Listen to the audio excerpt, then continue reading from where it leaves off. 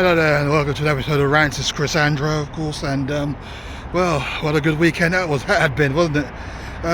Well, a mixed weekend really, but we'll talk about the men's first. And yes, it didn't start off too well for me, personally, having to get to London in the middle of a train strike.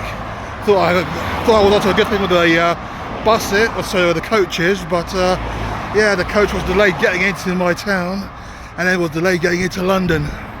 So that was crazy in itself, but made it there 50 minutes into the game, which you would have seen in the video.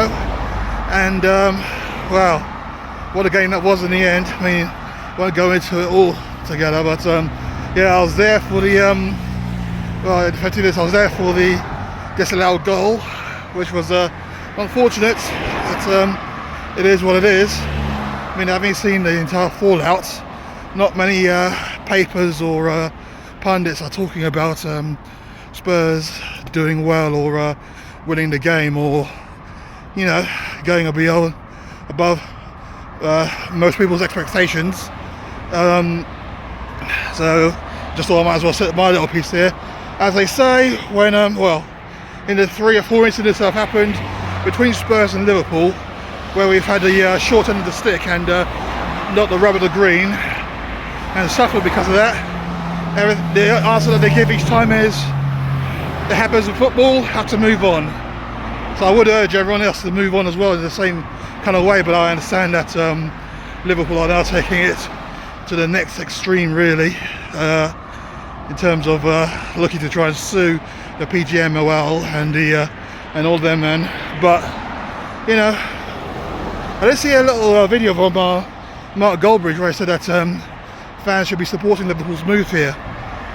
I don't tend to recall that many people saying the same thing when I guess Diogo Jota nearly took Skip's head off in the game last season, that 4-3 win. I mean, he was on the pitch at the very end to score the winning goal, wasn't he? I don't remember too many people. I mean, that's why the rules were changed. I mean, I don't remember people at the time saying that Sissoko, you know, the Sissoko handball in the Champions League final. I mean, I know the rule was changed after that one, but what's the point in that? We still lost the game. If that penalty didn't go in within the first minute, you know, game plans change after that. So, you know, it's crazy, absolutely crazy. Not many people have said anything about, you know, come out in support of us.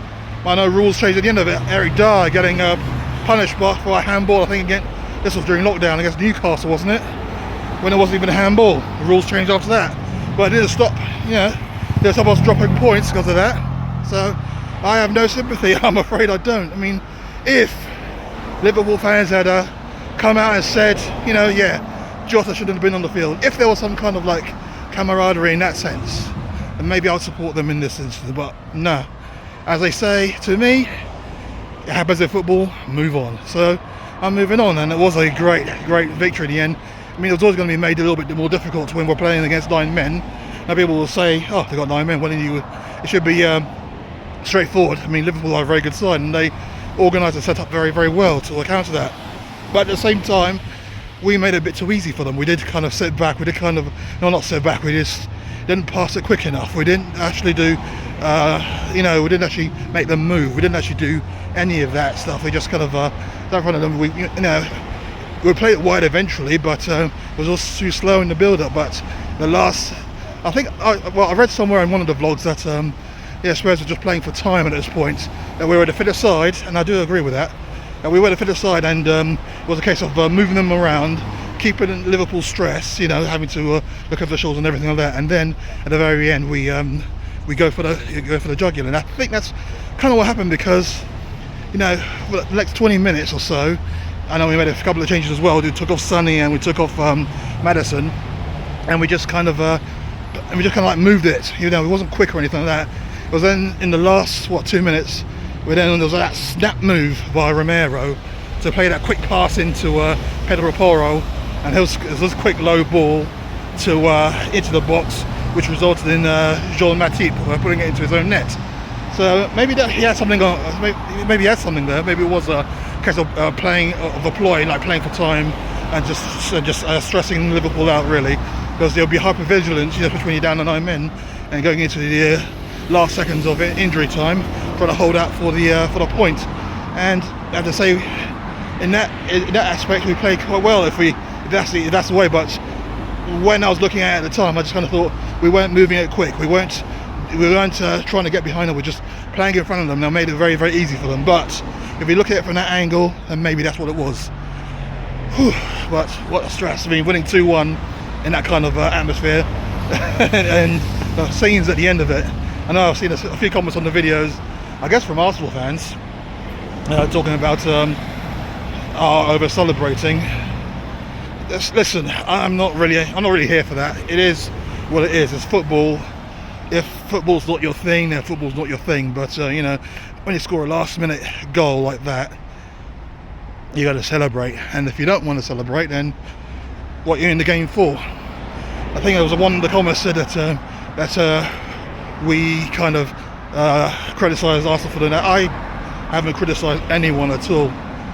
I don't know this. I mean, I don't watch Arsenal games, so I don't know the circumstances in which you would have got the winners and which would have over celebrated. I wouldn't have seen it. I don't know, so I can't really say. But that victory there for Spurs put us a point behind that, especially after Manchester City's defeat, puts us a point behind them.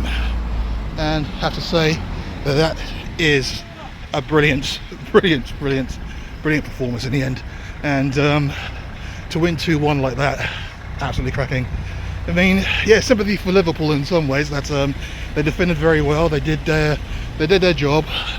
They held out as long as they could, but in the end they just couldn't hold out long enough. And we did what we had to do. And that's what it was. Richie played so well on the left there.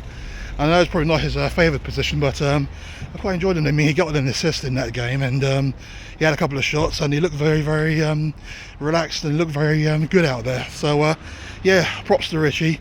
Son, of course, scoring the goal. I have to put him in my dream team at some point. Have to do it at some point.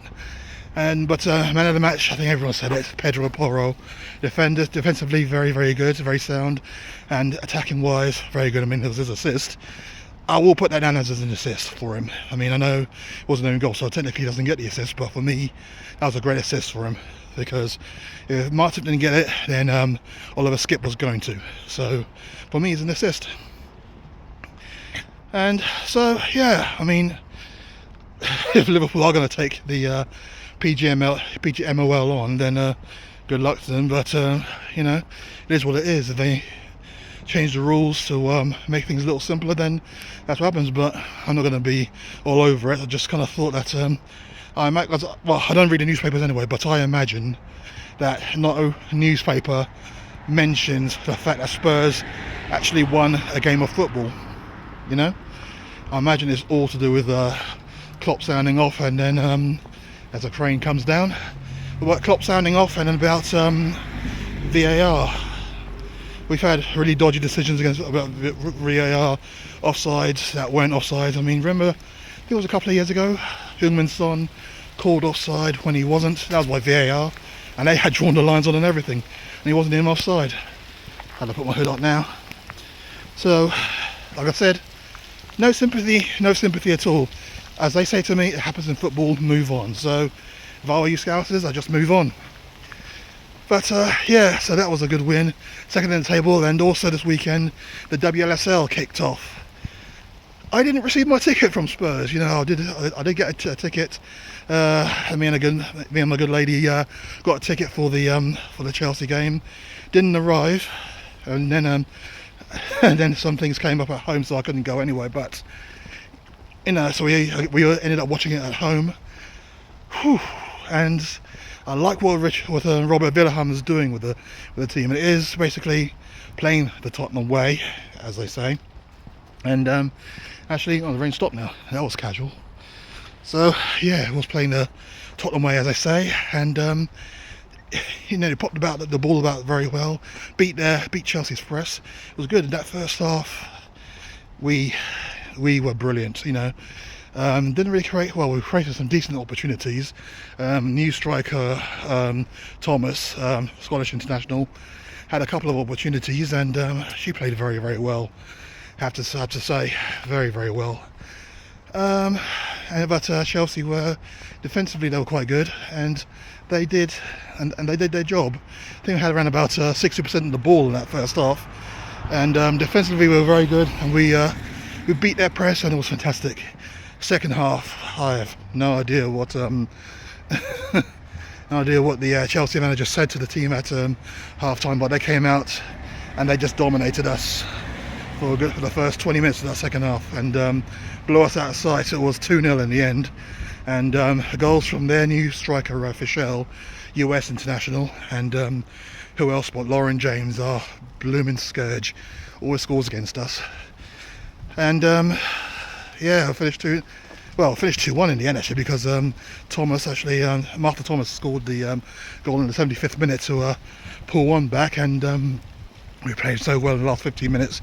Could have got an equaliser, but unfortunately we couldn't get that goal. But it was encouraging signs, that's what I'll say. And Wilhelm's idea of us playing from the back, having a Tottenham identity similar to what the men's team do. So it will be a Tottenham identity. And yeah, Chelsea couldn't live with us in the first half. Obviously they made some tweaks, and it kind of as the rain comes down again, excuse me. So obviously they made some tweaks, and in the end that kind of did us. In 25 minutes they blew us away. But once we trying to get some control back, by that time it was a bit too late. We did get a goal back, but in the end they just couldn't get that second goal to get back in the game. So unfortunately, it is what it is. We kick off the WSL season with a defeat, but encouraging signs of that first game. So yeah, our next game is against Bristol City, and they started off with a defeat, I think, a 4-2 defeat to Leicester, I think it was. So Leicester are top of the league after one game, which is very strange. But yeah, it is sort of an embryonic league, so we shall see how it all pans out. But yeah, so that's the weekend's football there. The academy, the under 18s I think it was, won again, beating West Brom 2-1. So they're going great guns at the moment, and I think the academy play Chelsea. Is it tonight? And they're doing fantastically well at the moment. So yeah, all kind of positive at the moment for Spurs. And yeah, we won't dwell too much on the things that are blighting football at the moment. Also some news regarding Udogie apparently being racially abused. I presume it was online. So hope they get the gits. But there's another one of those international things, and probably from an account that's not registered in England. It'll be hard to track down. But when Valencia are coming out in support of you, then you know that they've messed up. So it is what it is. But yeah, thanks for watching, and let us know what you think. Was it a good weekend's football? And are you like me? It is a case of what goes around comes around, that's what I say. So yeah, I am happy. Exhausting weekend, but a worthwhile weekend. Let us know what you think. If you're the support of the men's team or the women's team, let us know your thoughts. Thanks for watching. Come on, you Spurs. Only a point off the top now. You all take care.